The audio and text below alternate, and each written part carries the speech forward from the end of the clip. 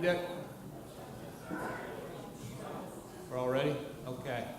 So it's 7 o'clock, and I'll go ahead and call the meeting to order. I'm Brian Carpenter, the chairman of the Middlebury Select Board, and I welcome everybody to this evening's environmental assessment testimony and hearing. I'd like to start with reviewing the community project goals. When we did the reset a little under a year ago, and working with VTrans, we established some specific community goals that we wanted the project to meet. One of those goals was to make sure that we did everything that we could to protect the community and the environment.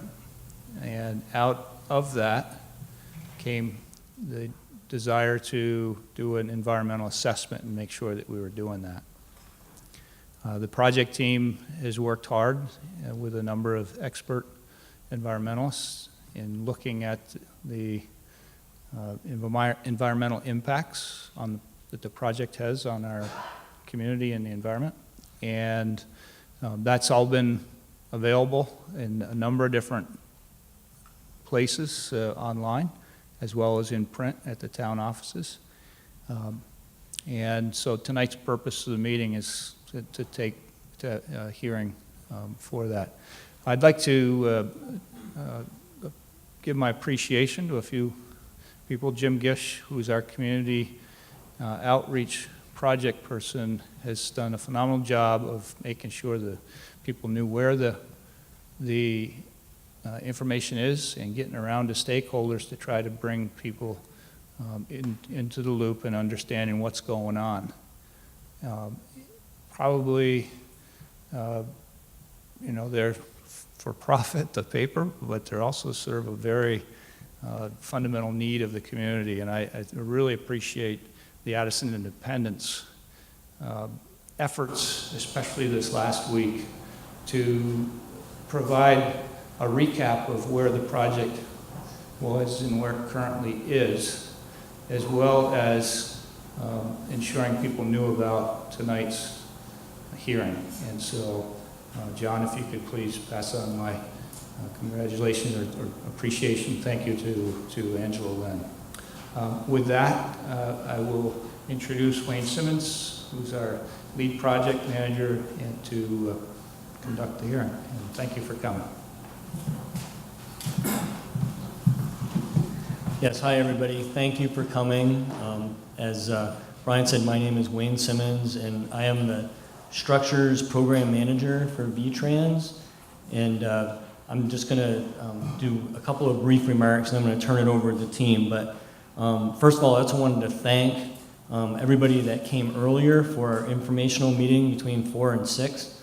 I think we had a great turnout, lots of great questions, and I think that was fantastic.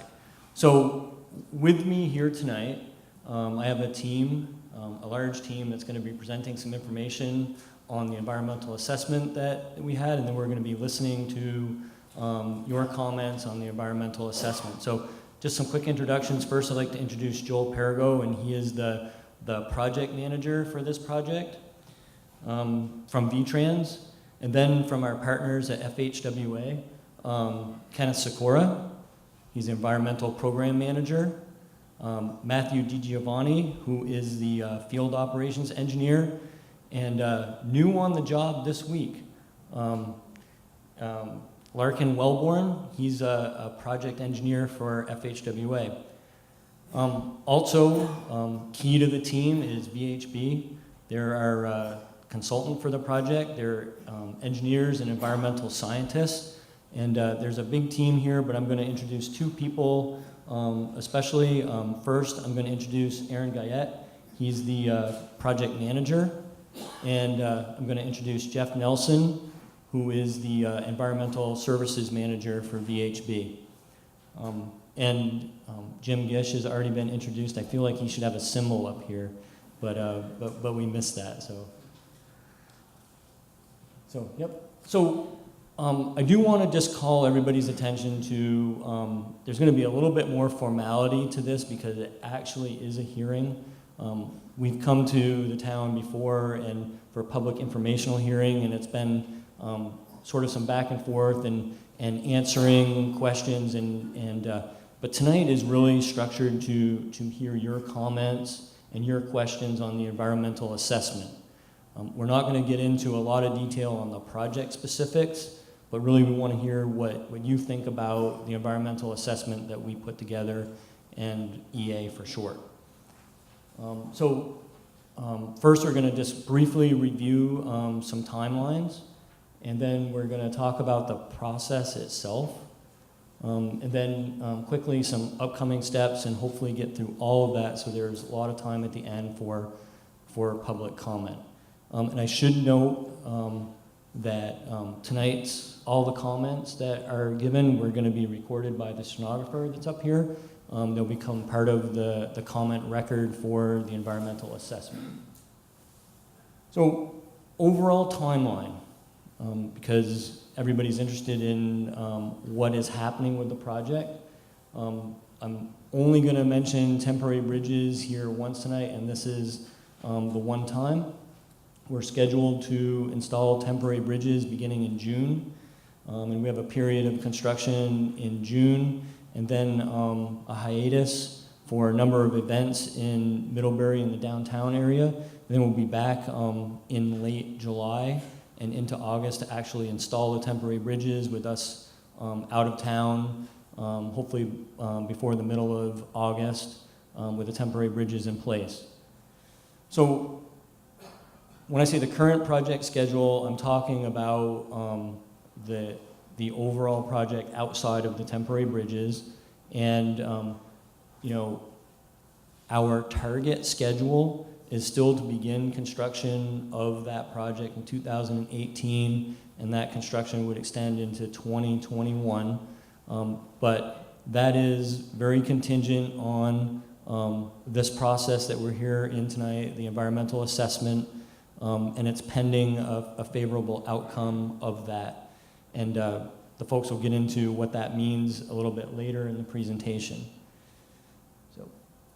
So the good news is if you're here tonight, you're not too late to make comments. We're in the middle of the comment period. We'll take verbal comments tonight, but there's still time to give us your written comments as well, and time to finish your review of the EA and provide that. So, but that comment period does end on May 26th. And you know, that's a 30-day period, and we're interested in wrapping up that right at that 26th period. So I think we'll take comments right until midnight of the 26th online. So with that, I'm going to turn the presentation over to Jeff to start the explanation of the EA. Thanks, Wayne. So again, I'm Jeff Nelson with VHB, and over on the other side of the stage is Aaron Guyette, who is going to be talking back and forth with me as we go through this. So why are we here tonight?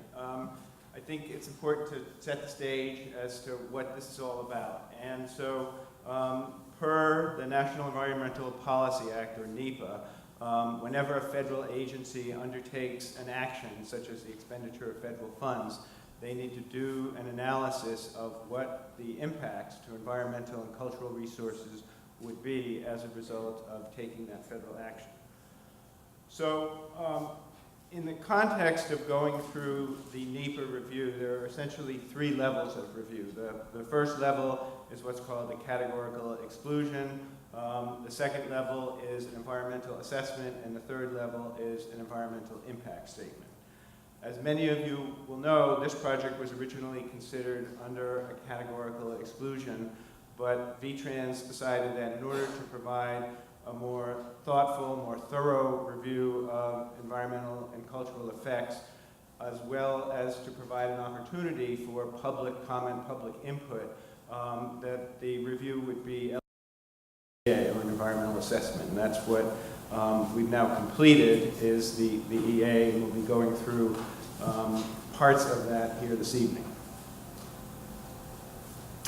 So This slide is really a roadmap for what we're going to be talking about tonight, and we'll come back to this so you can sort of see where we are in the context of the presentation, because it really defines what the process is in going through the development and completion of the EA. So the first part of that is defining what the purpose and need is.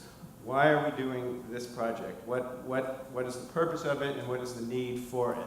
We'll talk about that, and then we're going to go through the alternatives that were considered as possibly meeting the purpose and need, and then going into what we have identified as the proposed action that will meet the purpose and need based on that review of alternatives. Following that, we're going to have some of our experts that have completed certain sections of the EA in terms of the resource assessment talk about what their analysis has been and what their results have shown. And then following that will be the opportunity for you to comment, as Wayne had indicated previously. So that's essentially what the evening will be. Following the completion of the comment period, FHWA will make a determination based on the results of the EA and based on the public comments received. And that determination will be either that the project does not result in a significant impact and the project will be able to move forward, or if FHWA were to determine that there would be a significant impact on one or more of the resources, then it would be elevated to an EA. So that decision has not been made yet. That's the decision that FHWA will make following the conclusion of the public process on May 26th. So the first part of what we're going to talk about, as I just mentioned, is defining the purpose and need. And as you all know, the project involves two existing bridges, one on Main Street, one on Merchants Row, shown here with the red dots. And this is actually text directly from the EA, and it really is the critical statement that defines what the purpose of the project is, which I'll read aloud for everyone.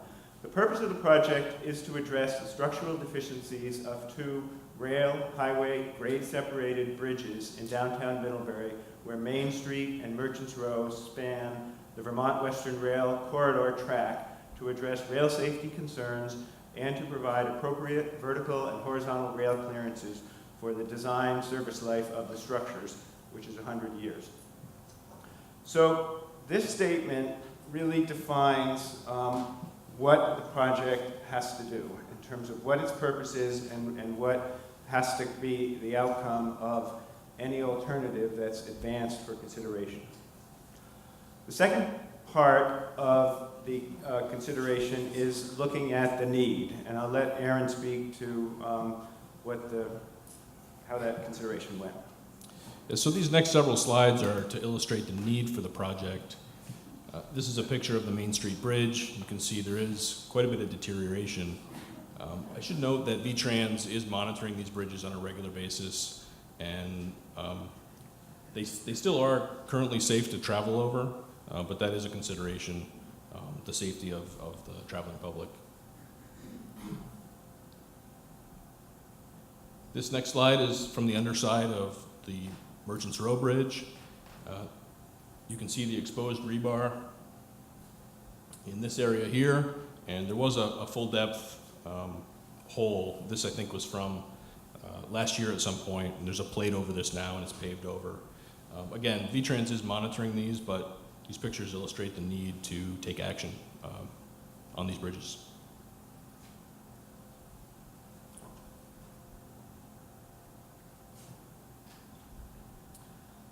And then this is the other part of the purpose, is to make sure that we've got a safe railroad corridor. And this is a picture illustrating some issues that are there today. The ponding water here, it's liquid in this photo, but during the winter months, freezes, freeze-thaw cycle, moves the ties, moves the railroad. You can see that the track is in not great shape through this area as well. And the other consideration is some of the obstructions that are to the left and to the right of this bridge. The clearance has become a constriction for the freight that's moving through this area.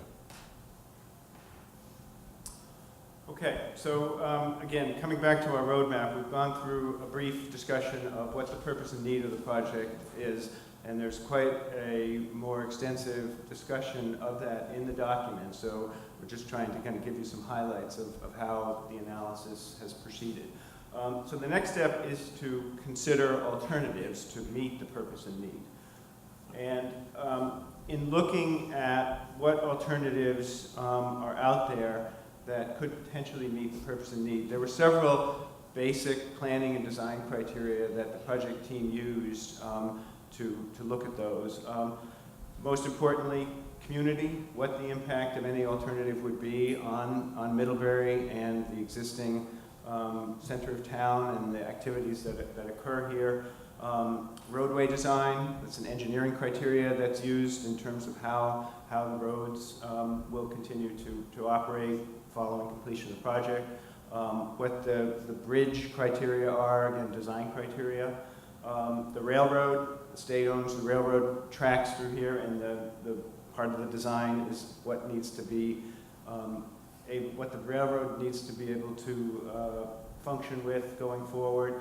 And then the village green, obviously that's an important part of the downtown, part of the community that is a consideration in any alternative that we consider.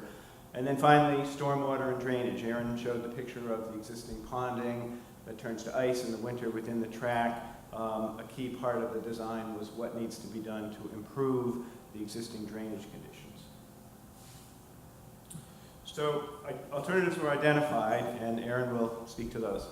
Yeah, we'll quickly go through the alternatives that we looked at, and these are in the environmental assessment report if you'd like to read them in more detail. The no action alternative on the left here is a requirement of any scoping process or alternatives analysis process. Eventually, the no action becomes the baseline for which the proposed action is compared to when we're looking at the environmental effects. We looked at bridge rehabilitation, which would be to keep the existing structures in place and then repair them, rehabilitate them, extend their service life. We looked at new bridges on a new downtown alignment, and what that means is leaving the existing historic bridges in place, constructing a new bridge either north or south on the railroad alignment, or shifting the roadway, and that would be shifting the roadway or shifting the railroad alignment, very constrained in downtown Middlebury. We did look at the Eastern Rail Bypass. A lot of that work had been done as part of the 2008 Middlebury Rail Spur EIS, and we used a lot of that information, which there was a lot of detailed information in that report. The movable lift bridges were a consideration, which would be basically in the same footprint as the bridges today. The railroad track would essentially stay at the same level, and then the bridges would move to accommodate the railroad traffic that would go underneath them. And then the two bridges and the tunnel are replacing the existing bridges on the same alignment, and it's an option for the tunnel versus an option for the two bridges. So we've identified a group of alternatives that Aaron just went through, and the next step in the evaluation was to look at each of those, and these are the criteria that we used to evaluate the different alternatives. Obviously, does an alternative meet the purpose and need as it's been defined? What kind of public input has there been, either supporting or opposing a particular alternative? What planning documents are out there that reflect the community preferences and community priorities? So the Middlebury Town Plan and the Addison County Regional Plan are planning documents that went into the consideration of alternatives. What impacts an alternative would have on existing historic resources? What impact an alternative might have on environmental resources, and what kind of permitting challenges might there be? Would new right-of-way have to be acquired? In other words, would an alternative require VTrans to acquire parcels of land to be able to implement it? And then finally, a relative look at the costs of the different alternatives. So these were the factors that we used in looking at whether a given alternative was appropriate to move forward for further consideration. And that information about the assessment of these factors is included in the EA. So based on that, we have identified the proposed action, and Aaron will speak to that. So the tunnel was selected as the proposed action. It meets the purpose and need for the project. It's consistent with planning documents, and it received strong public support, both from the community and from the governance here in Middlebury. So we're just going to go through a quick overview of what that proposed action is before we get into some of the environmental effects. Just to orient you, north is to your right, south to your left. This is the rail corridor. This area, Merchants Row, Main Street, this Cross Street Bridge over here. The area in red in the middle is approximate location of the proposed tunnel, and it's about 360 feet in length. The length of the railroad that would be part of this project is just over 3,500 feet.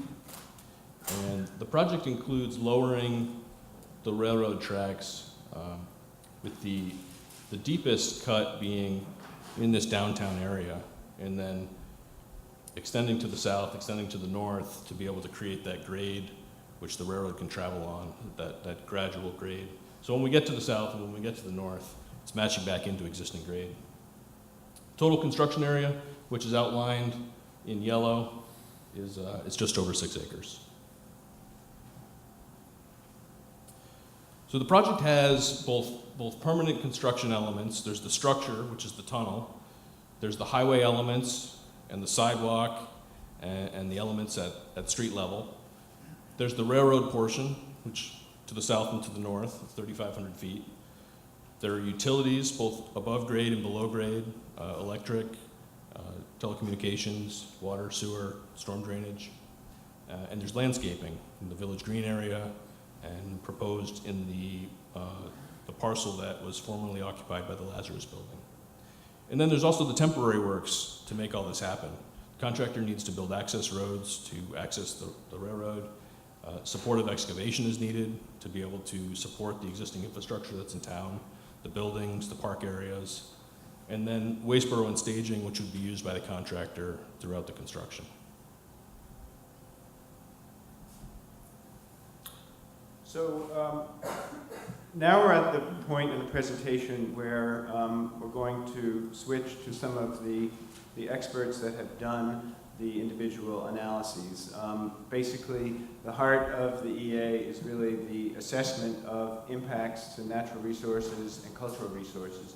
And in the document, there's 17 sections within Chapter 3, each of which deals with a different resource. So this is really the table of contents, if you will, of Chapter 3, where we look at things like the impact the project, the proposed action, if you will, would have on things like wetlands or historic resources, etc. And so what we've done for tonight is chosen 5 of those 17 resources and brought the experts who actually did those analyses and wrote those sections of the report here to be able to talk about what they did. We chose 5 that we thought would be of importance and interest to the community, given prior feedback and input from Jim and others. So first, we'll talk about traffic. Mark Sunan is our traffic expert that did that analysis. We'll then switch to a presentation by Jason Ross on noise and vibration. That primarily, obviously, is during the construction phase, but his analysis considered both construction and permanent impacts. We're going to go out of order a bit here then. Rachel Lamonaco will talk about hazardous and contaminated materials, and then Caitlin O'Shea will speak about historic resources, and then finally Brad Ketterling will cover social and economic considerations. So with that, we will turn it over to Mark.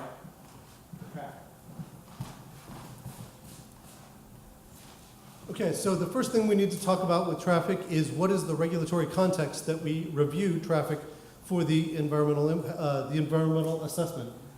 The short answer is there is none. There are no permits required for the traffic operations associated with this project. So then we had to figure out, well, how are we going to assess the traffic? We had to define what the traffic is. The traffic is vehicles. The traffic is the actor bus service. The traffic includes bikes and pedestrians, and even traffic that doesn't move, parking. So the first thing we did then is to look at what the future traffic volumes would be under the status quo condition and then under the future condition where a tunnel is built. The short answer is the traffic volumes in the future, whether we build the tunnel or not, are the same because we're not making any improvements, not making any changes in the capacity of the roadway. The number of lanes you see out there today on Main Street and Merchants Row will be the same number of lanes that you see out there in the future. The same sidewalks you see out there today will be the same sidewalks you see out there tomorrow after the tunnel is built, beautified a bit. So the permanent effects of this proposed action, no impact, no change in the capacity, no net change in the available parking. And I say net change because the construction will reconfigure some of the parking, but we expect not to change the number of parking spaces in the downtown area. We also have some positive impacts associated with this project, which include, as I mentioned before, improvements to the sidewalk and improvements at the Printers Alley area. This graphic is in the EA. If you can't read the labels, it's basically the downtown area plus the area highlighted in yellow are all the roadways that have some impact during the construction operations. Obviously, the stuff that's here in Main Street and Merchants Row, more impacted than some of the roadways out here, like Seymour Street and Water Street, Court Street area. So let's talk about the construction aspect, which is probably the part many of you are concerned about. There are some temporary impacts, obviously, to a construction project in a downtown area. The most impactful was going to be this 10-week full closure. It's full closure of the roadways, full closure of sidewalks, and full closure of the rail in the downtown, in that core area, the Merchants Row, the Main Street, and the railroad through the downtown area. It's 10 weeks during the summer of 2020. It's been limited to 10 weeks. A project like this typically might be a whole construction season or possibly multiple construction seasons. VTrans recognizes how complicated this is and how impactful it is to the community and has asked the contractor, working with the contractor, to compress the schedule using accelerated techniques to hold it to 10 weeks. In addition to the 10-week closure, you'll find that Printers Alley will be closed to vehicles starting as soon as this summer when the temporary bridges are installed until the tunnel is built. However, it'll also be closed to pedestrians occasionally. Generally, it's going to stay open for pedestrian access. And about 100 parking spaces we're estimating will be either closed throughout or closed at some time during the construction period. Some of them may be closed for a couple of days, like on Seymour Street. Some of them may be closed much longer while the construction is ongoing. So how are we going to get you around downtown when everything's closed? VTrans has asked VHB to prepare what we call a Transportation Management Plan, a TMP. That Transportation Management Plan will describe how traffic gets around the closures, basically using detours that are established for vehicles, pedestrians, and even the rail. Mind you, the rail corridor, the rail detour is 100 miles. We're not asking the pedestrians to go quite that far. The Transportation Management Plan will also speak to how emergency services are going to get around the closure area. And of course, with 100 parking spaces closed at some point here or there, we also have some alternative parking options under consideration. And with that, I pass it on to the next person. Yep. So our next speaker is Jason Ross, who did the noise and vibration analysis in the EA.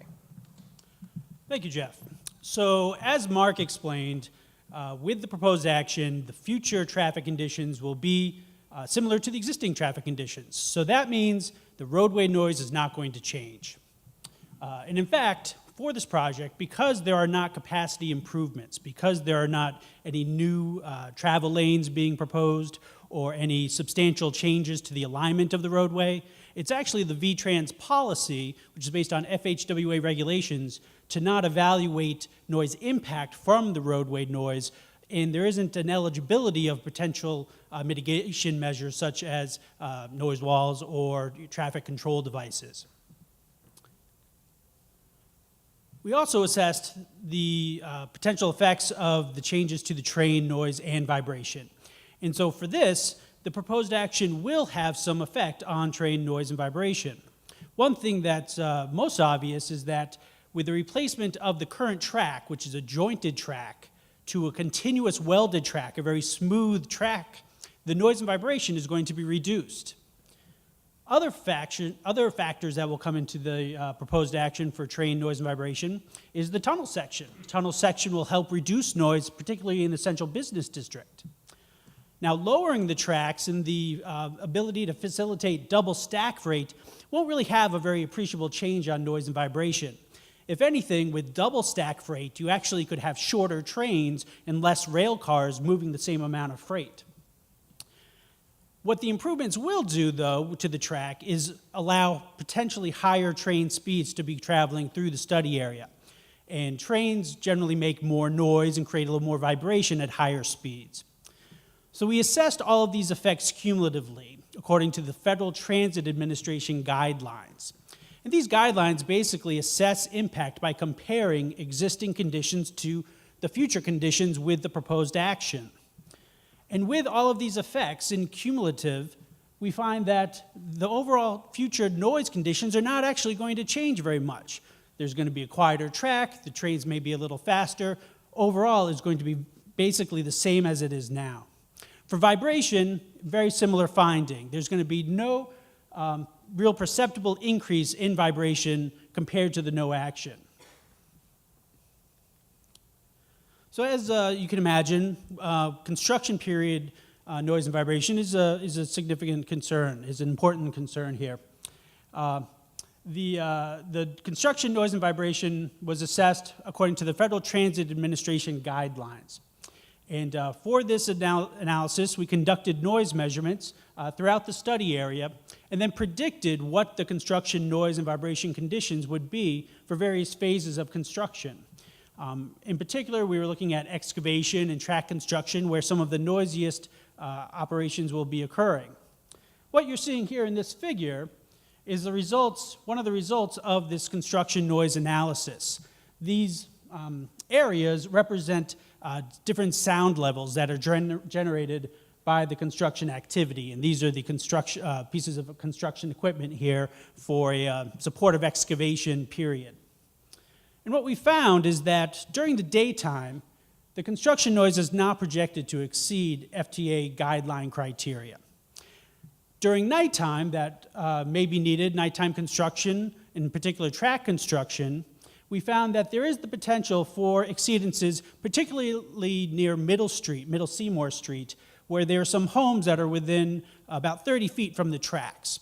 So there is a potential for some short-term construction noise impacts. So to mitigate this potential impact, the contractor would be implementing best management practices, best construction practices. And these are pretty basic approaches to minimizing noise. One is to make sure that the construction equipment isn't making unnecessary noise, that it's operating appropriately, that it has mufflers installed. There's also an ability to locate certain pieces of equipment, say an air compressor, away from sensitive locations. Used for small portable equipment such as saws and jackhammers, there's also a capacity to use small enclosures to help reduce the noise in the community. But one of the real key things, one of the real primary approaches to alleviating potential construction noise impact is to communicate with the community. Such as we're doing now, it's very important to get an understanding, to know when the constructions are going to occur, what the nature of it is, when it's going to cease. And that really helps to alleviate the annoyance and the frustration that can occur during construction. For vibration, there's actually a very robust plan called a Historic Structures Management Plan that is in process, that would be in process with the project.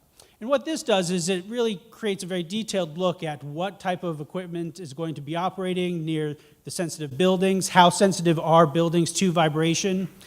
There would be special provisions to conduct pre and post surveys at these buildings, and then to monitor vibration during the construction activities to minimize the risk of any damage. Thanks, Jason.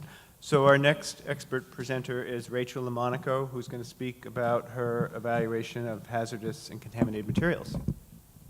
Gotta lower the microphone. Yes.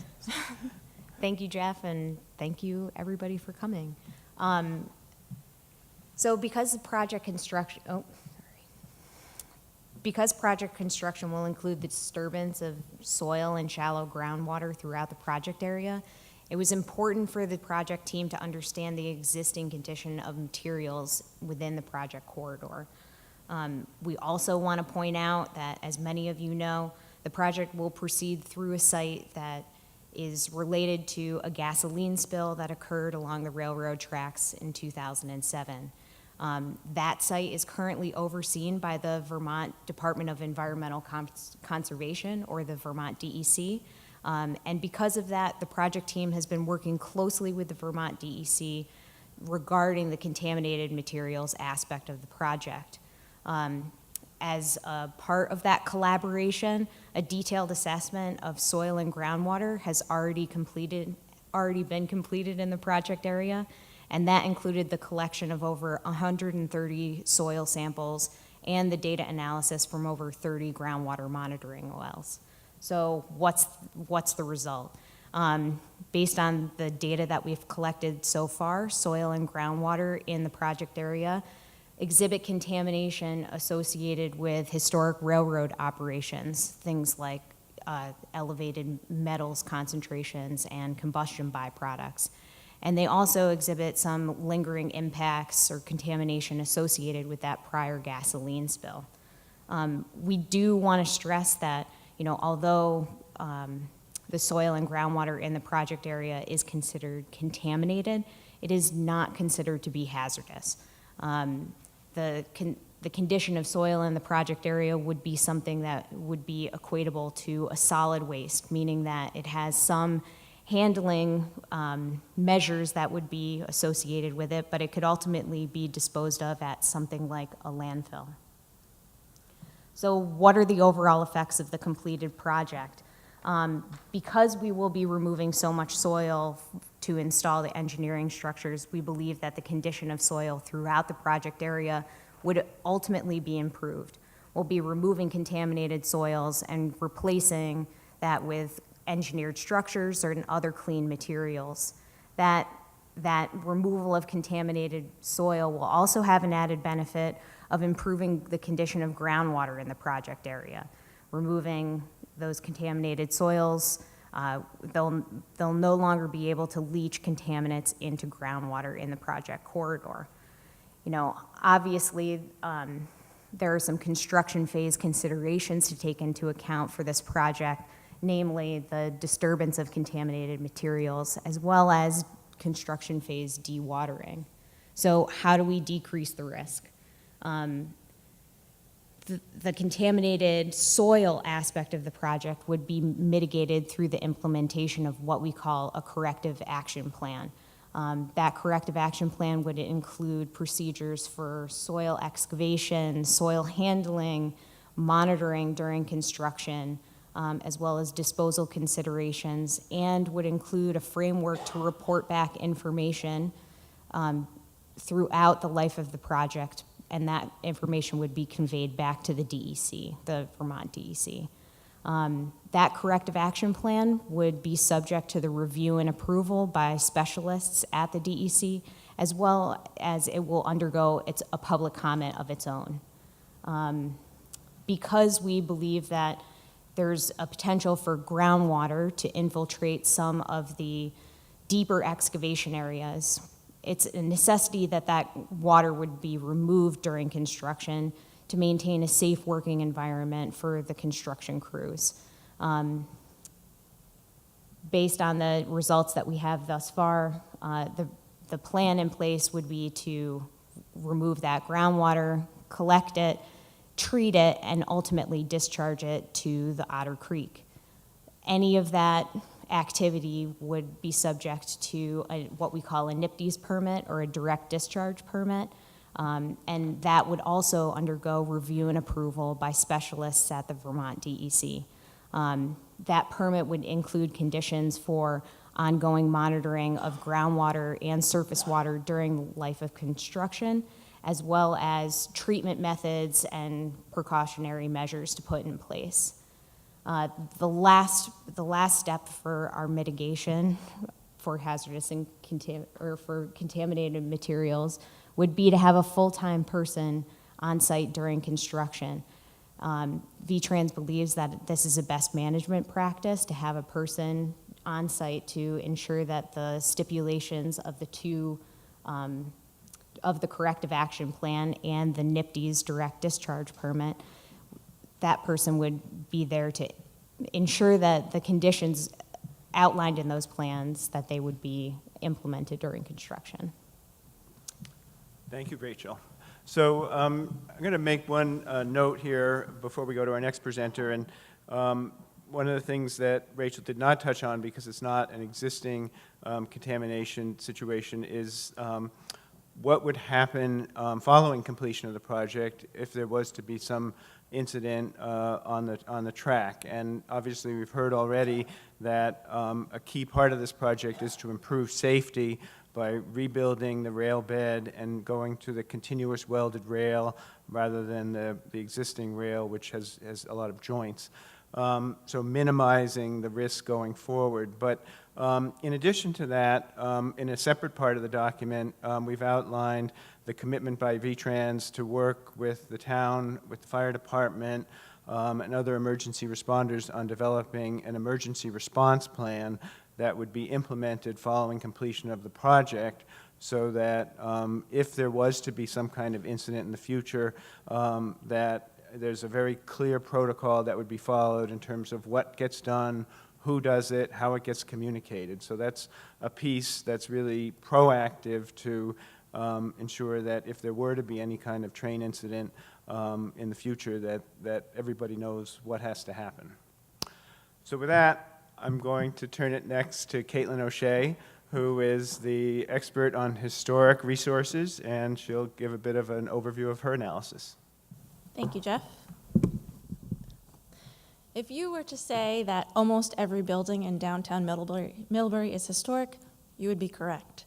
Middlebury is very fortunate to have such an intact historic district, with almost all of the buildings in downtown contributing to the Middlebury Village Historic District, whose boundary you can see on the screen up here. You can also see the yellow line, which is the Rutland Railroad Historic District, running through the Village District and contributing as well. The project team understands the importance of these historic resources to the people of Middlebury, as does your town plan. And these resources are protected under federal preservation laws because this is a federally funded project. These laws include Section 106 of the National Historic Preservation Act and Section 4F of the Department of Transportation Act. Collectively, these laws protect the historic and archaeological resources, as well as public parks, wildlife, and waterfowl refuges. You can read all the details of the historic resources and the cultural resources in sections 3.12 and 3.13 of the EA. You can read about section 4F and all of the resources in section 4 of the EA. Additionally, there is a draft section 106 letter included in the EA appendices for public comment.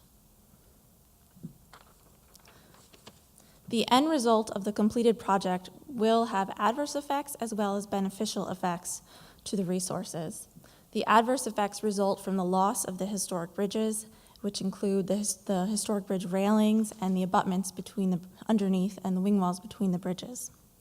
Additionally, the view shed will be altered due to the loss of the railroad trench and the proposed action of the completion of the tunnel. However, the beneficial effects include the reestablishment of the village green to its pre-railroad condition. Prior to 1849, when the Rutland Railroad was constructed, you did not have Hull in the middle of your downtown. The village green was just one park. And this tunnel alternative allows for the reconnection of the village green and allows Middlebury to have greater use of it. As you probably can very well understand, village greens are vital components to Vermont's communities, and as they have been historically and remain so in the present day.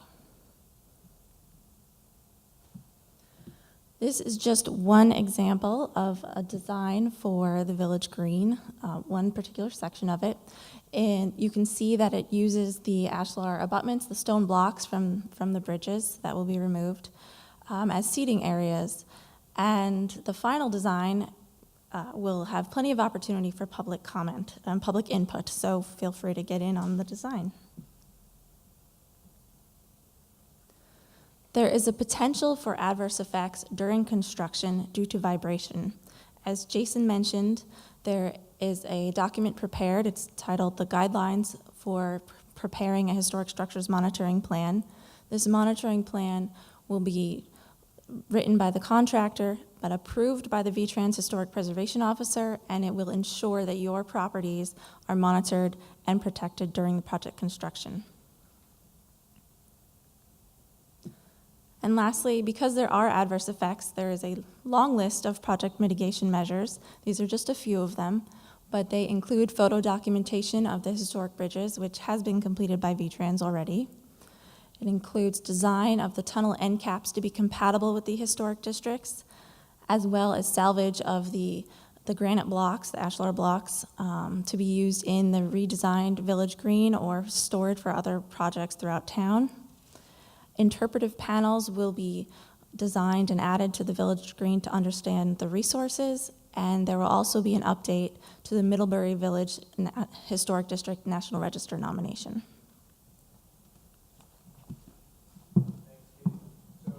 Our final resource area presentation will be by Brad Ketterling, who will be speaking about social and economic effects of the project. Thanks, Jeff, and good evening, everyone. The project is being reviewed for social and economic considerations, obviously because of its location right in the commercial and cultural core of downtown Middlebury. Construction-related effects have obviously been something of concern, as noted by the public, and potential effects on accessibility for the public in general, and also for businesses in particular, especially during the 10-week closure period when you'll have Main Street and Merchants Row being inaccessible for not only pedestrians, but vehicular traffic. So, with respect to the regulatory background of this project, are there any permits that really apply to social and economic concerns? The answer is really no, but however, the document we're attesting to tonight, this NEPA document, certainly looks at social and economic concerns. It's one of the main issues that have been evaluated for this project. So even though we recognize that there will be construction-related effects on this project, it's important to also have a look at what are the effects of the completed project once everything is buttoned up and it's actually operational. Of course, the completed project will address, as Jeff pointed out, the project's purpose and need, and will do so in a way that enhances the safety of the whole project area. But early in the design phase, and as Caitlin noted out, and in fact, as part of the regulatory compliance process for the project, VTrans, the town, and FHWA recognize there is an opportunity to really enhance the downtown core through the establishment, as Caitlin noted, of the re-expanded or the reconstructed Village Green by closing up the railroad trench. So this will have multiple and long-term benefits for the public. More green space means additional areas for appreciating the historic frontage on the park. Will also attract visitors and hopefully improve use of businesses around the Village Green. More green space means more event functionality. Also, I noticed tonight some people walking across the Village Green. It was kind of nice to see people attending this meeting by foot. Pedestrian accessibility will be enhanced. You'll be able to walk over what is now a railroad cut. And as Caitlin noted, interpretive signage will be employed so that I'm sure a lot of people in this room can appreciate the cultural heritage, but a lot of the visitors to Middlebury will have a better understanding of the importance of the Village Green. And Mark noted improved sidewalks, and of course, we'll be putting in new bridge rail, which will be significantly safer than what's there now, and also aesthetically more pleasing. So In a nutshell, the completed project will have a number of beneficial effects, both socially and economically. So that being said, obviously there are some construction phase effects of this project. And we've heard those through a variety of different venues, through public meetings like we're having tonight, through newspaper articles and other public forums, as well as direct communication with Jim, VTrans, the town. So I've got a few of them up here. One of the principal concerns is actually the duration of construction. It's 4 years of construction, 4 construction seasons, some of which are more intensive than others. Limited accessibility during the 10-week closure period. You'll see, of course, we've been talking about Main Street and Merchants Row being closed to both vehicles and pedestrians, but there'll also be the loss of parking associated with that. So that may affect not only business owners, but business employees and access to these locations. Church services. There's a number of parking spots that will be lost temporarily during construction, so that will hinder access to some degree to the churches around the Village Green. Similarly, access for the elderly and handicap access, 5 parking spots will be lost temporarily during construction. So there'll be some accessibility concerns there. And then lastly, events in the Village Green.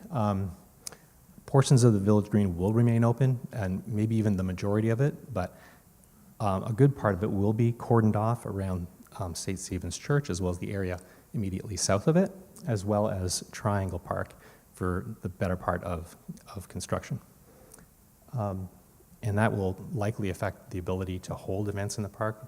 It may not be possible to do so. It may affect visitors attending the park, either real or perceived inaccessibility of the use of the park, and there may be some effect on revenue streams from the lack of, or the diminished visitation in the park.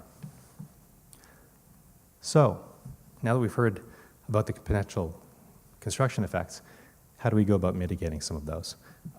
This is really just a subset of the mitigation efforts that have been put into the EA. I would encourage you to look at section 3.15 for a lot more information, and there's some really good information in Appendix I of the EA, which has a lot of mitigation efforts that have been developed by other towns and synthesized in one place.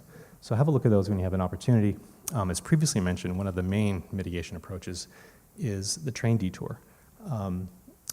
Accelerated bridge construction using the train detour puts us at a 10-week closure period, and certainly that, I'm sure that feels like a long time.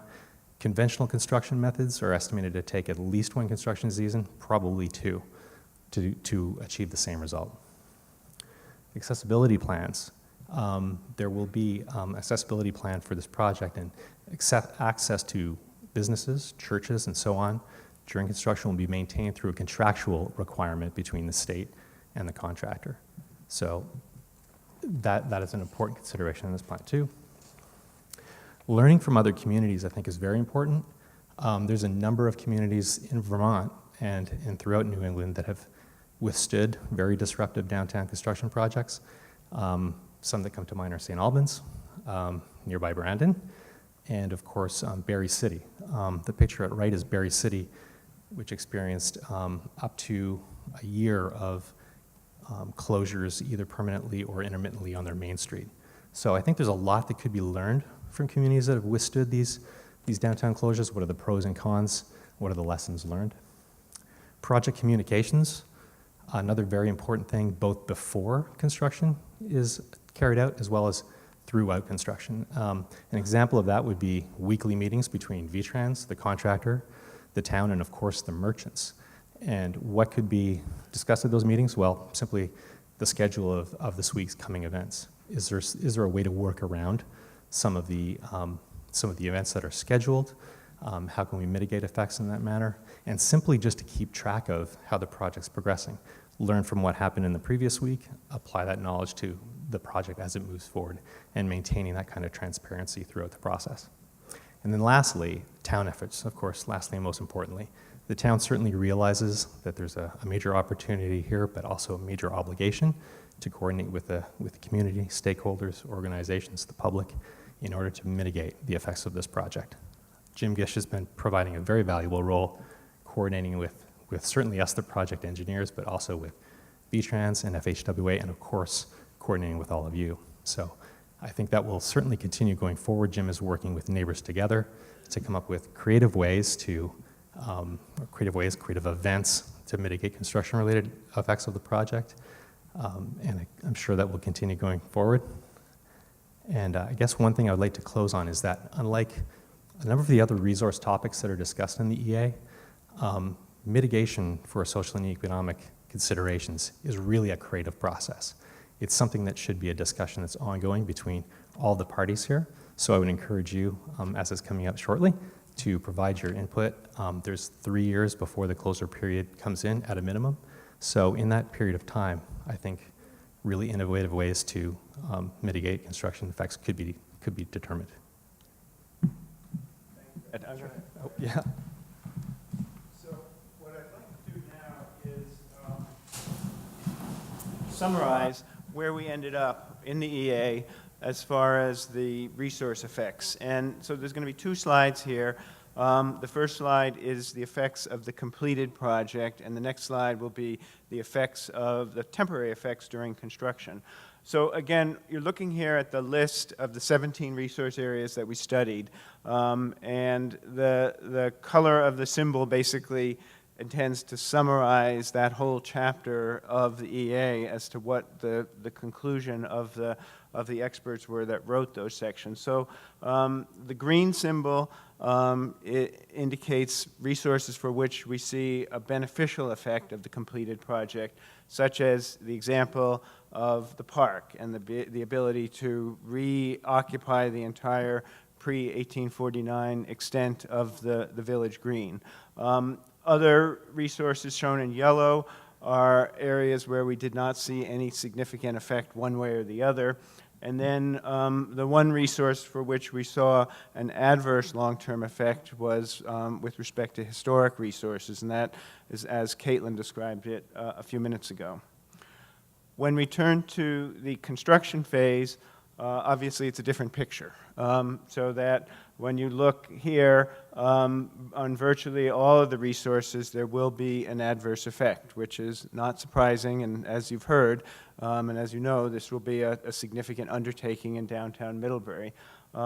Having said that, in the manner that each of the presenters went through tonight, for all of these other resources for which there's an adverse effect projected, we've outlined in the document a whole series of mitigation measures to avoid or minimize those adverse effects during that time period of construction.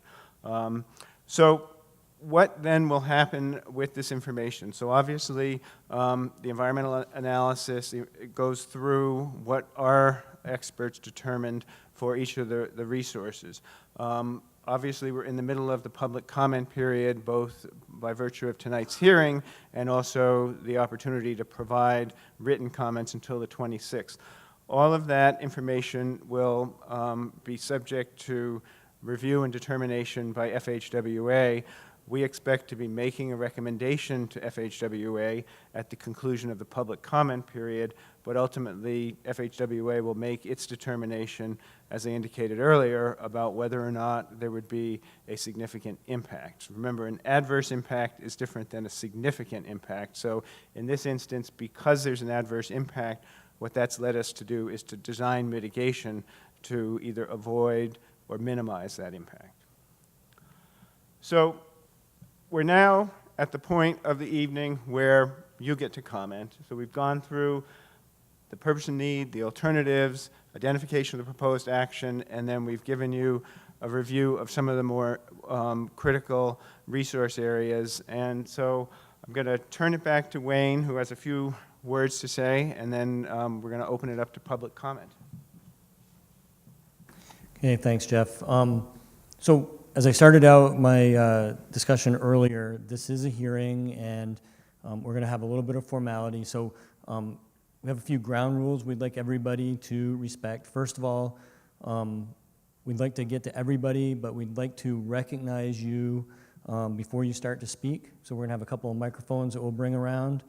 And we ask that when you do speak, please just give your name and where you reside. All of the comments that are given tonight are going to be recorded, and they're going to be included in all the comments with responses. after the comment period closes. So it's important for us to understand the context of those comments as well as what they are. Second of all, or lastly, I should say, is that we're going to try to hold people to 3 minutes for your initial comments. If there's time, happy to have another 3-minute opportunity to speak about your comments.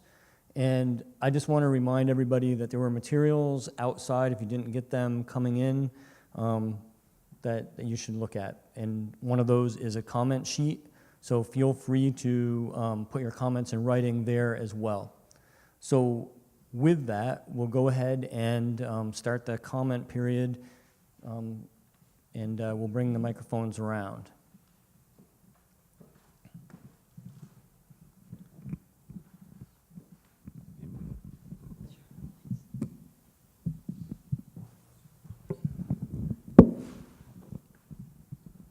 Is this on? My name is Bruce Highland. I live in Middlebury. Excuse me, I missed your last name. Highland, you'll get a written copy of these comments. My name is Bruce Highland. I live in Middlebury. I was the owner-manager of the Patel Block for the past 18 years until the building sale in January this year. I'm a 30-year member of the Middlebury community, former president of the Middlebury Business Association and the Better Middlebury Partnership. And I will tell you right now that the idea that we are limited to 3 minutes in carefully prepared remarks after plowing through a 200-page environmental assessment and then listening to a sales pitch for an hour, I find very offensive. I'll try and summarize my comments in 3 minutes. The written record will have everything in it. The reason we're here is because VTrans is seeking what's I think referred to as a FONSI, a finding of no significant impact. Two areas that deserve attention. Two major failings of the environmental assessment, which should alone cause the FHWA to find that there's a significant impact. First, the environmental assessment fails to critically analyze the fundamental premise of the project, the asserted need to lower 2/3 of a mile of track to increase the vertical clearance of 2 bridges. Lowering the track drives the design of VTrans' proposed project and directly produces a very significant negative environmental impact of this project, the disruption of Middlebury's downtown for what will be 4 years or more. Second, the environmental assessment fails to properly or adequately analyze the impact on Middlebury's economic and social environment, and consequently dramatically understates the very significant negative impact of VTrans' proposed project. Regarding vertical clearance, the environmental assessment basically presents an a priori argument in favor of the proposed project. Specifically, it incorporates without question and with no evidence of objective analysis VTrans' assertions regarding the need for increased vertical clearance, while in fact there is no evidence whatsoever of a need for double-stack freight traffic in the foreseeable future. Increased vertical clearance has no impact on providing passenger rail service. Federal regulations are cited and described as requirements, despite the fact that VTrans has already sought and been granted 1 waiver for lower clearance. VTrans' 100-year planning horizon is absurd. Given the pace of technological change, not even the largest global institutions or enterprises are comfortable planning for more than 10 years. Similarly, VTrans assumes continued viability of the rail operator indefinitely. As a consequence, the 2 common sense alternatives, the easterly bypass and the in-place bridge replacement, were not fully analyzed nor objectively assessed. An easterly bypass would eliminate the inherent safety threat of 350,000 gallons of petroleum products each day going through the center of our community. In turn, a bypass would free up the rail right-of-way and adjoining Otter Creek for more appropriate uses, including recreation, such as bike or hiking paths, and appropriate development of valuable downtown property. An in-place bridge replacement option would meet immediate needs swiftly and minimize disruption to the community while allowing for future clearance change. Regarding the economic and social impact in the community, incidentally, the proposed project is inconsistent with the Vermont State Rail Plan that was finalized last year. The economic and social impact of the community has not been competently analyzed. Others will speak to the methodological shortcomings. The environmental assessment accepts at face value the V-Trans story that disruption will be largely confined to a 10-week period, the construction in year 3. On the face of it, this is nonsense. At a minimum, this is a 4-year project. The disruption in Middlebury's downtown begins the day that preparatory work for installing the temporary bridges begins, currently planned for July this year. Bruce, I'm going to ask you to wrap it up. Yeah, I'm working on Okay. wrapping it up. Thank you. Parking will be affected immediately. Pedestrian traffic, essential to retail businesses, so too. Access to the Marble Works will be affected. Temporary bridges will be, to say the least, unattractive and an implausible tourist attraction. Loss of parking will increase the end of planned will increase until the end of planned construction, with 100 spaces disappearing. Noise, dirt, and disorder for adjacent downtown residents and businesses will be part of daily life, and this will not be just during the 10-week, 24/7 bridge construction. Apparently, the environmental assessment preparers are ignorant of the very thin profit margins of local retail businesses. For them, revenue loss directly converts small profits to losses, and the losses are by no means only to business owners. When a retail business has to cut back, jobs are lost. Mitigation proposals are by and large embarrassingly naive. For example, offering loans to failing small retail businesses burdens them with debt. This is in striking contrast to the $12 million in the project's cost budget to avoid financial damage to the rail operator during the 10-week detour. The scale and scope of the project is such that comparisons with other communities are irrelevant. Citing as benefit purchases by construction personnel as an offset for retailers is so naive as to be laughable. What will they buy? Fine art, books, office supplies, women's clothing? But the grand prize goes to the suggestion that the construction site will be a tourist attraction. And to wrap up, the impact of Middlebury's downtown businesses will be, in your language, very significant. I could find nowhere in the environmental assessment any mention of the enormous difficulty of reestablishing a healthy downtown economy. To issue a finding of no significant impact would require a willful disregard of the inescapable impact of this proposed project on the reality of our community. If that happens, I'll be appalled.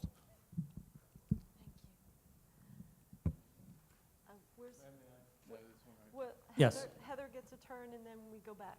So, Okay. yep. Thank you, Bruce. Thank you. My name is Becky Dayton. I reside in Cornwall, but I own the Vermont Bookshop and the real estate at 38 Main Street at the intersection of Main Street and Merchants Row. My store has been in continual operation in Middlebury for 68 years. We're the largest retail business in the area bound by the railroad and the river, at least in employment, with 3 full-time employees, not including myself, and 4 to 6 part-timers. I don't think it's a stretch to say that we are downtown's anchor retailer.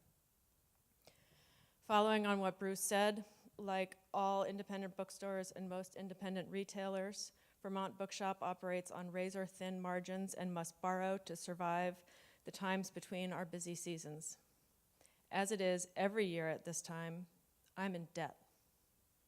Now we face a summer-long construction project which will reduce foot traffic in the short term and result in the loss of nearly 1/3 of the desirable parking spaces for our business. The latter impact is not short-term. We're talking about 4 to 5 years. If I sound a little bit freaked out, it's because I am. There's no way around the fact that my revenues will be significantly impacted by this project. As little as 3 to 5% reduction could mean immediate layoffs of my staff, and within months, reaching the limits of my credit line. There's a very real possibility that well before the 4 years of this proposed action, as you call it, are over, a 68-year-old institution will be lost. That will be terrible for me and worse for my employees, but mostly I fear it will trigger a domino effect along Main Street and Merchants Row, leaving Middlebury a ghost town.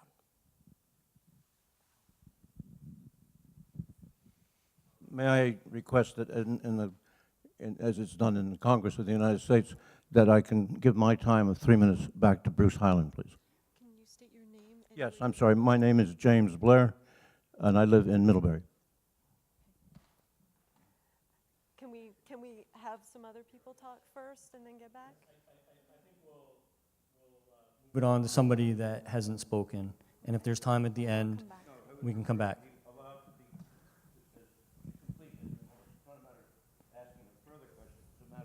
Allowing him to complete his remarks. Sir, you have 3 minutes if you'd like to make a comment, and if you don't, then we'll go to somebody else. My comment is this, that I think it's up, may I stand up? May it be agreed amongst the group that is here that this does not have to be required to give onto someone else something that Bruce has made an effort to take down to 3 minutes.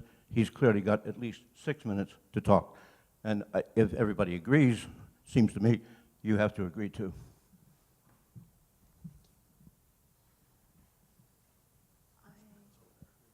Go ahead. Yes, go ahead, sir. Yeah, Joel Bouvier from Bristol, but I'm the facilities manager for the National Bank of Middlebury. Wayne, could I get the slide that shows the work in the tunnel a couple back, if it's possible?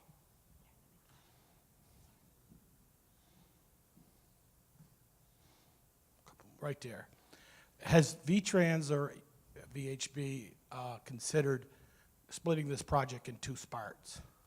Starting in the middle of where the fountain is by the St. Stephen's Church and going south, lower the tracks, doing the drainage with the two temporary bridges in. And as you said months ago when we had a meeting in this room, that this was going to be a concrete tunnel that's going to be precast and set, and they're going to be 20 feet or 30 feet long, and they're going to hook together. Has there any thought been given to start in the middle by St. Stephen's and going south, finishing that project, and then opening that bridge at Merchants Row completely, and then going north and removing the temporary bridge, so you at least have one full access bridge on the downtown area? Has that ever been considered or looked at? So there have been a number of things that have been considered, and in respect to everybody's time, I'm not going to spend 10 minutes talking about this, but we will respond to that question when we respond to the comments for the EA. It's a good question, and there's a lot of stuff behind that, so. Thank you. Yes.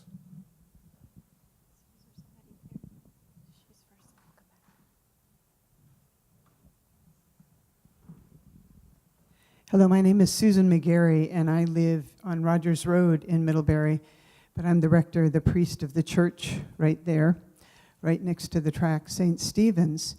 And we don't operate in a way that we can evaluate our bottom line and our narrow retail margin very well. But you'll see that this church and the church right beyond the Patel block are going to be in this construction zone for 4 years. And the loss of parking for us in particular is going to be significant and may challenge the viability of those two churches going into the future.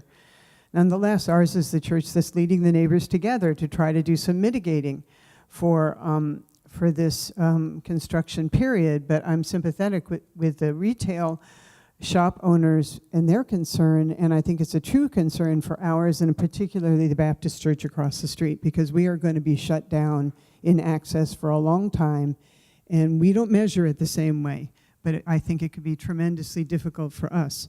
But I have a specific question, because being that this is a historic building, we have already negotiated, I thought was a pretty concrete plan, and I'm disturbed to hear the preservation officer expert say one will be developed. And I'm going to have a question about what is yet to be developed that we haven't already been presented and agreed to around the historic preservation plan for these fragile buildings that are in the historic district and may be damaged by the vibrations, blasting if it should happen, and the construction itself.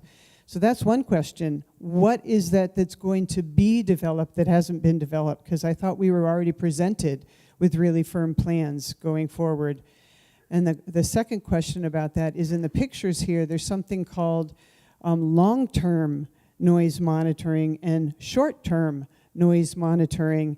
And there's only one site in the whole construction area for the long-term. And I guess I'd like to know the difference between long-term noise monitoring and short-term noise monitoring.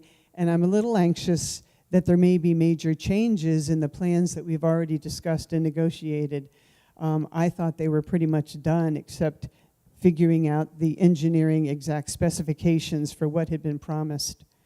So those are questions and also concerns.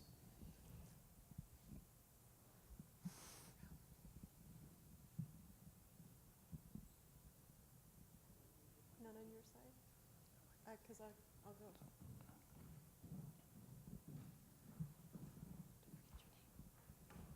Thank you. My name is Samuel H. Sage, S-A-G-E, and I'm the president of Atlantic States Legal Foundation in Syracuse, New York. And I've looked at, I don't know how many environmental assessments and environmental impact statements over the since NEPA was written in 1969. So this is not a new experience for me. This project is basically, or should be, to replace two bridges that are in dire need of work. And the railroad work seems to be an add-on to increase the cost of the project. The environmental impact statement has lots of verbiage but very little content. There's no real description of alternatives. There's no analysis that gives costs of the different alternatives, or rather it's something that I'm in favor of, the energy alternatives. Which one is the most energy effective or ineffective? So there's no useful content. A full EIS is definitely required of this project. Just a few other things. We will be submitting written testimony, but we're very concerned about what we might call FEMA issues, emergency management, what happens when there's an explosion, what is the chance of an explosion. That kind of an analysis could be done. There's no data in the environmental assessment. The stormwater impacts. We as an organization are spending an awful lot of time and some federal money on mitigating stormwater effects in central New York. Here, you have the water that would be coming from the trackage. You're going to have more water as it's deeper and in a tunnel. It's going to then be transferred to Otter Creek. It's going to go into Otter Creek in an eddy that's pretty stagnant. Whether there's going to be cumulative increase in pollutants in that stagnant pond, I don't know. There's nothing in the assessment about that. There's also debris there that could serve to adsorb and absorb pollutants. So that needs to be analyzed. We would suggest that some sort of green infrastructure facility be used, either a rain garden or something of that sort to further mitigate the pollutants. Their railroads contain lots of pollutants. We've had numerous lawsuits over the years demonstrating this, and even when trains are operating properly, they drop oil, they drop bits of this and bits of that. So those are just a couple issues. We will, as I say, be sending further written comments. Thank you. Thank you.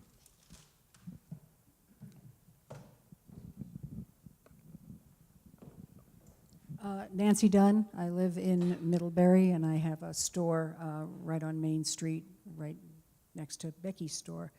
I wondered if there was a plan for financial compensation for a decline in profits for some of the businesses in the crosshairs of this project that are not the low-interest loans that were in the paper. The likelihood that some of these historic stores on Middlebury would not be there after all these years is fairly high.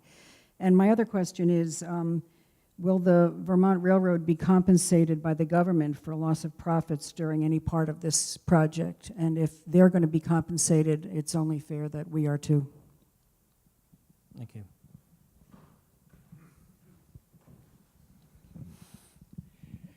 I'm George Yeager. I live in New Haven, which is part of Addison County.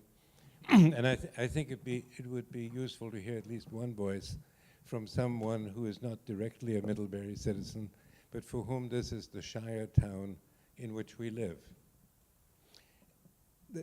I had the feeling in listening to all this that this is a sales job and not an environmental assessment. Everything is going to be okay, folks. My sense about this is that it's not going to be okay. And I share several of the views expressed here, that 4 or 5 or 6 years of intermittent or mitigated this is and that's is going to cast a pall on this town. This is a town which in very large part lives from tourism and from the college. If I were a tourist and there's a big construction project going on in Middlebury, I wouldn't particularly want to spend time here. I wouldn't want to spend time on the Green. I wouldn't want to spend time in Middlebury Inn. And I wouldn't have many shops to go to. If I were a parent bringing students here to Middlebury College and I saw this big mess in town, I would, I'd look at some other colleges. Or at least I wouldn't spend much time here. So what I'm basically trying to say, and I'll keep this as short as required, is that I think all of this is a wonderful bureaucratic defense of a project people have determined is going to happen. It is overlooking the fact that it's going to make a ghost town, as Bruce said a moment ago, it's going to make a ghost town for several years of the center of our town because many of these businesses will fail. There's no money, there are not millions of dollars for the businesses and for the community here as there are for the railway and for others. I think you should all go back to the drawing board, and this is just a non-starter of a project. And we should build the bridges and then worry about the railway if it still exists.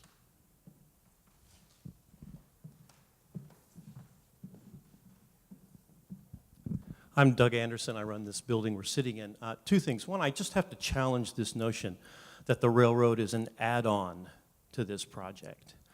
I was sitting in this building 10 years ago, just before we opened it, very proud of what the community had done to restore it, spent $5 million. People come running into my office saying, get out, get out, get out, this thing is gonna blow. The train had derailed.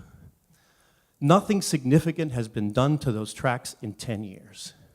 We have the most unsafe rail line running through any downtown of any community in this state. As a community, we should demand the safest rail line possible going through this town. And the state comes to us and says, we're going to give you that. It's going to be engineered within an inch of its life. It's finally, after 10 years, going to be safe. So I'm willing to listen to people who are opposed to this project, but I don't think it's about the bridges at all. I think the bridges are the easy part. I risk my life, I think, every day sitting 70 feet from trains going through here at 5 miles an hour, wiggling back and forth. And I think it endangers the community. I think it endangers downtown. It endangers my building. I think it endangers my life. And if you're going to impose this project, great, but come up with a plan that's going to make this the safest rail line through the middle of any community. I also want to say, as I think we are underselling the people of Middlebury, Vermont. They love Becky's store. They love Nancy's store. They love Town Hall Theater. And I think they are resilient, and I think they're going to come to our aid and defense in tough times. I think other towns have seen this happen. I think it's unfortunate we have bad bridges. I think it's unfortunate that we have the worst rail line in all of Vermont.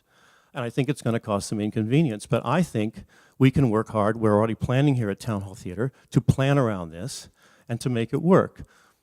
Can it be a 2-year project, 3-year project, 4-year project? I don't know. But I think we will survive it, and any talk of this becoming a ghost town, given the people I know in this community who love this community, I think that's absurd. I think it's absurd talk. Thank you very much.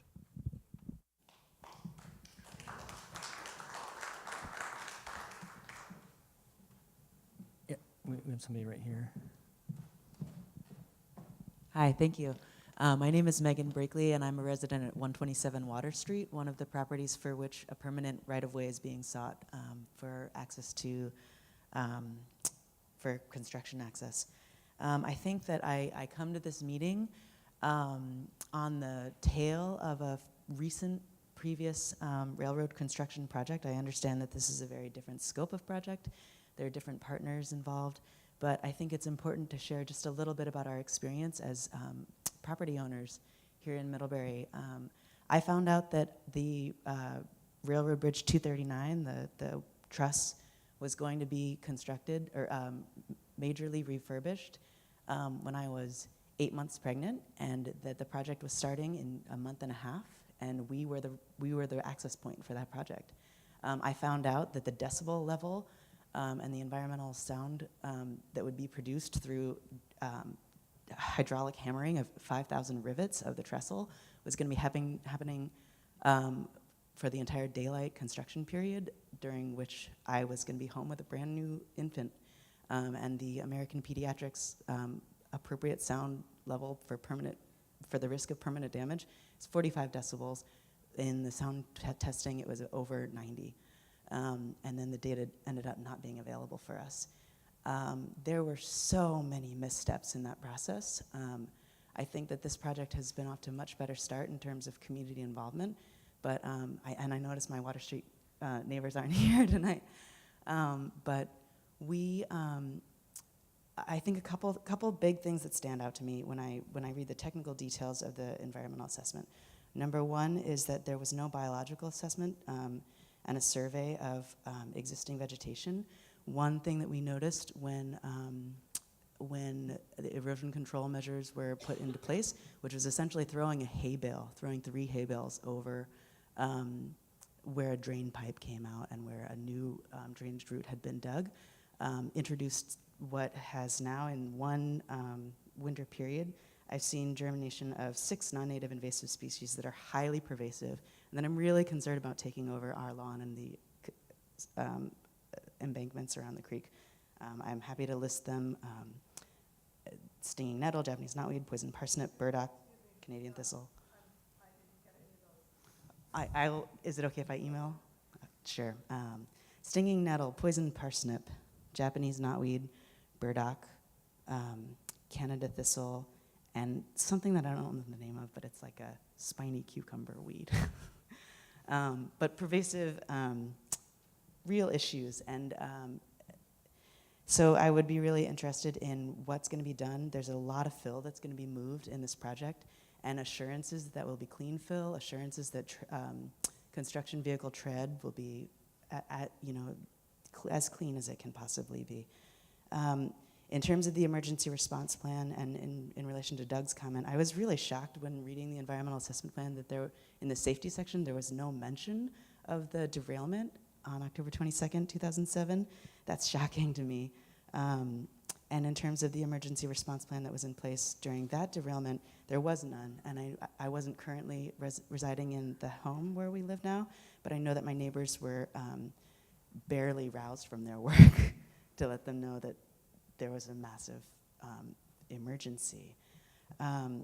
In terms of traffic flow and just thinking about the timing, I know that the timing is trying to be sensitive to the closures of school, but I think in particular, as we think about delivery trucks accessing the Battelle block via Water Street, the right-hand turn from Cross Street onto Water Street is a common turn made by school buses, and it's really sketchy every single time. That's a major pedestrian route.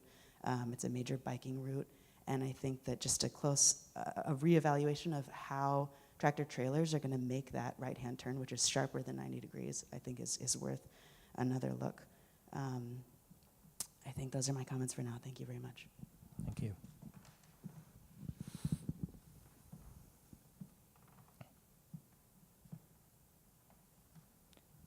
There's a gentleman over there.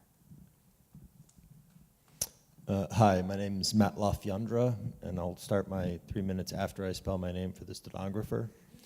It's L-A, F as in Frank, I-A, N as in Nancy, D as in David, R-A.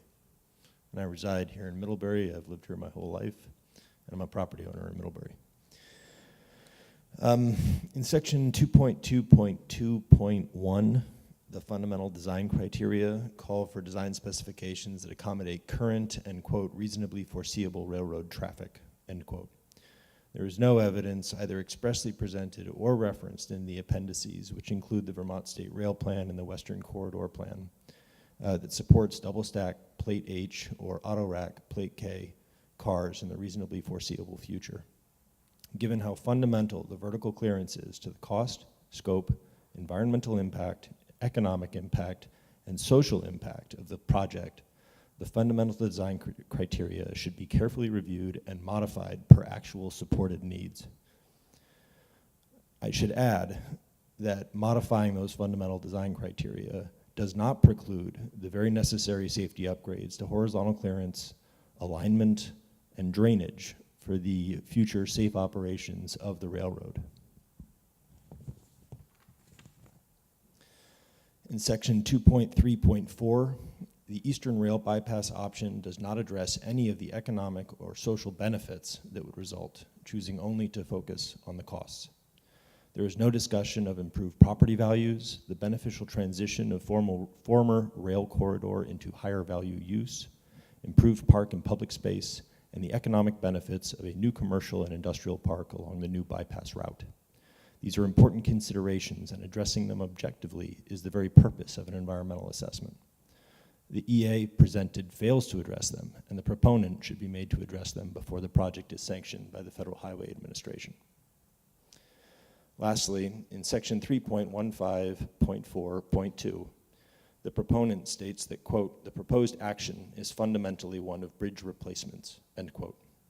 I agree wholeheartedly with the proponent that the proposed action should be fundamentally one of bridge replacement. However, the proponent's statement is at odds, in my view, with the tremendous effort put forward to justify costly and time-consuming improvements to a railroad during the bridge replacement. And by improvements, I mean improvements in double stack and Plate K passage, not improvements to safety, which are necessary and should be followed through on. The FHWA should reject the environmental assessment as inadequate and compel the proponent to submit a project limited to bridge replacement, or alternatively, force the proponent to perform a complete environmental impact statement for a new railroad project governed under Vermont's Act 250 and without cover from federal preemption. Thank you.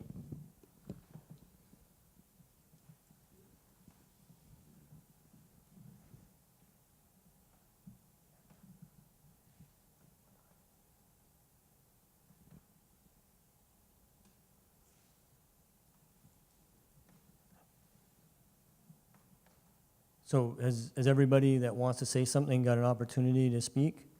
Because we can now go back and allow Bruce and others more time if there are nobody that has missed their chance. Thank you. I took the time that I needed to go through this document that I'm submitting. I've been very impressed with the comments of several thoughtful people here tonight. I would like to know specifically when the decision deadline is for the Federal Highway Administration regarding the finding of impact or no significant impact. When is the decision date? The reason I ask is, do you know? Can you say? Well, no, go ahead and finish. No, I mean, I have a follow-up question. When is the decision made on this proposed finding? So I'm not going to give you a time and a date because I don't have it. The comments close on the 26th of May. You've answered the question. You don't know when the decision date is. I can leave it at that, yes. Given that you don't know what the decision date is, then I would like to know how the Agency of Transportation, or VTrans, plans to go ahead and put in temporary bridges starting in July. If finding goes against you, since you're proposing this, if the finding goes against you, then you have temporary bridges in place indefinitely. It would seem to me the essence of common sense and prudence to hold off on any work on temporary bridges until you know what the Federal Highway Administration's decision is. End of comment.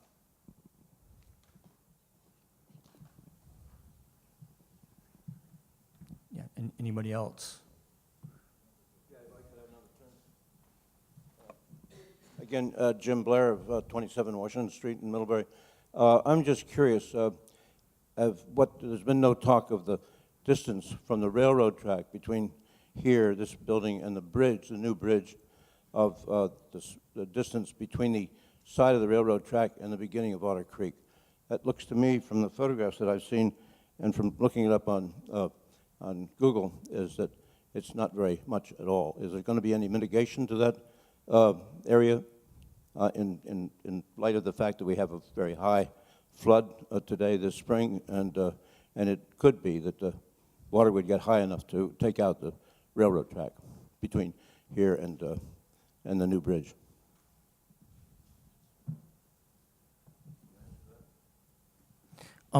Just like all the comments and all the questions, we will answer that as part of our response to all of the questions. I believe we will be able to answer that, and we do have that information. So.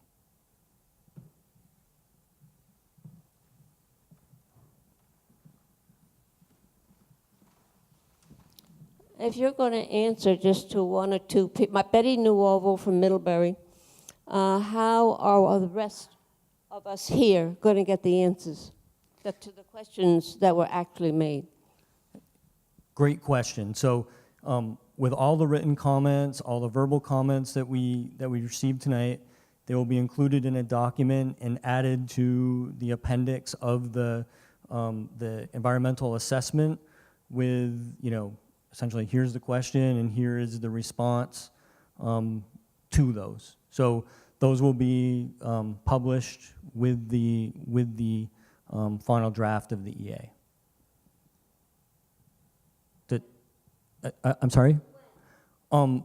So if you'll allow me, I will talk a little bit about this schedule that's up here behind me, because I think that is important. So again, the public comments end on the 26th, and it would be probably improper for me to set a date, because I don't know the full extent of all the questions and the rework that's going to be necessary based on these comments. But our intent is to immediately start putting the responses together and revising the EA based on the comments.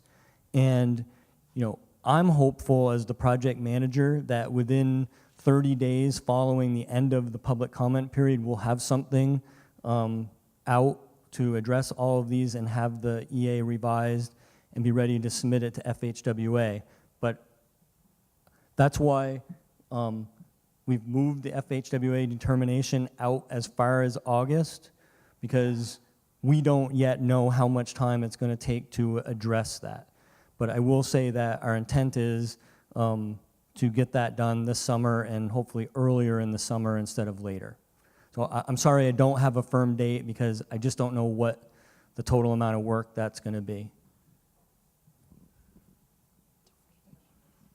My name is still Susan McGarry, and I live on Rogers Road, and I know there's someone here way more competent than I am to ask this question. But in the same way, I'm uncomfortable with being told that the historic preservation protections will be developed, and I really think they are.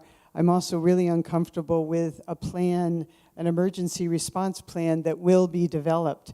Is that going to be fleshed out more concretely to give the community some sort of reassurance should another spill, the kind of which Doug talked about, should happen? As I've listened to this project, and I've listened a lot over the 4 years that it's been being developed, I'm not very confident in the kind of detention and the kind of time limit that's going to be allowed if there's a spill before it goes over into the creek.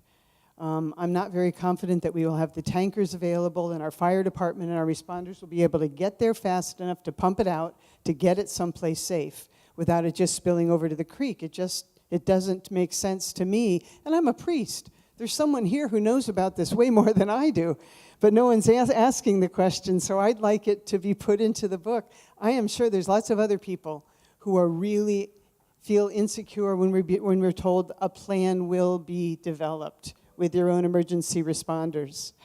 And so that's my question, and I'd like that response too, and I'm sure there are many others in the community that would as well.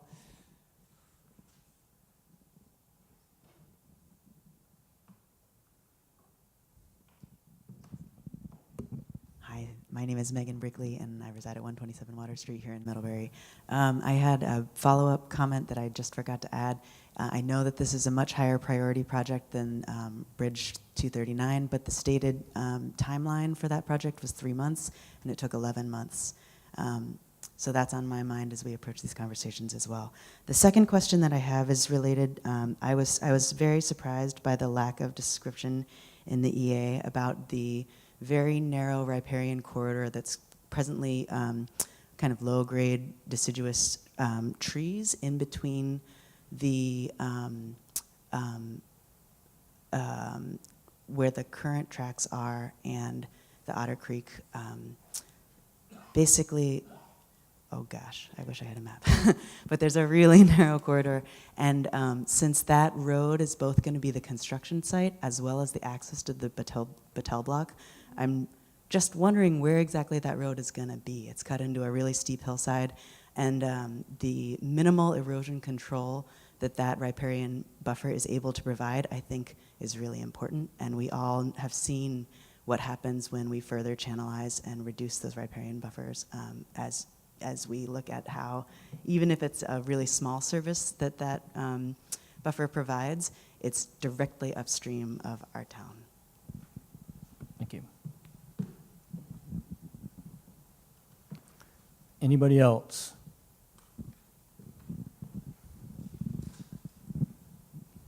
Frank Winkler, I live on Painter Road in Middlebury, and I just have a procedural question. Once you have made your responses to the public comments that are now going on and will be until May 26th, will there be any, will the public have any opportunity for rebuttal if there's something that people disagree with in your responses? So the process that we use does not have like a second public meeting or a second comment period. We will be responding to all the comments and trying to address them as best we can in the document. And then we will be submitting that to FHWA, and they will be the ones that are responsible for making that finding one way or the other on the EA that's prepared by our team. And so the short answer to the question is no, there is not a rebuttal period for the following the comment period. But you know, I'm committed to following up with the community on concerns as we move forward with the project, assuming we get that finding. And if we don't, then we will regroup and look at the next level of NEPA. So the answer is no. Excuse me, I missed your last name. Winkler, W-I-N-K-L-E-R.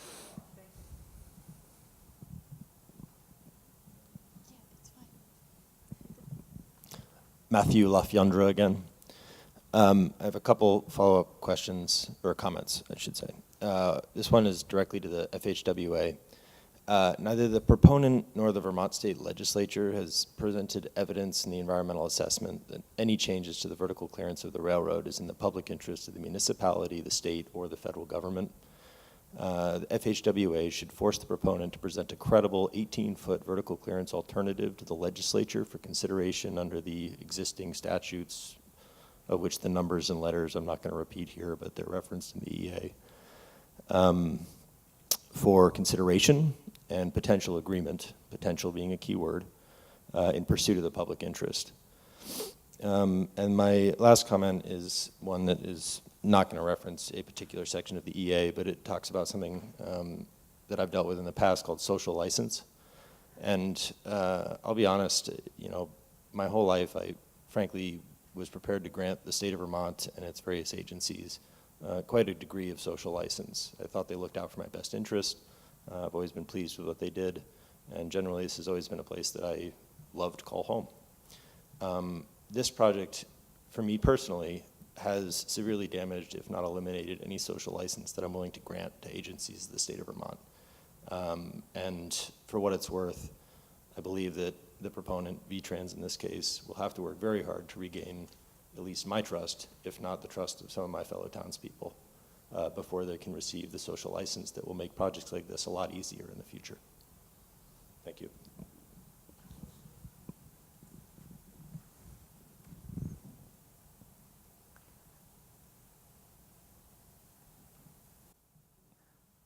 All right, so I'm not seeing any other hands. So Jeff, could you go to the last slide? I just want to. So as I said, we're in the middle of the comment period. There's a number of places that if you haven't accessed the environmental assessment document, that you may. There's a hard copy in the library and in the town manager's office for viewing. Also, I'm sure you're aware that it's on the website. There's a comment form here tonight to send in comments, but you can send them in on any other form directly to Kenneth Sikora at FHWA. There's his mailing address. And then we also have a special dedicated email address that we take those comments and forward those directly to Kenneth as well.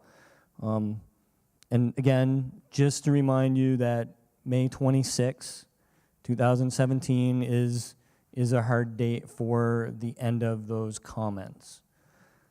So just kind of looking around, any last comments before we close the hearing?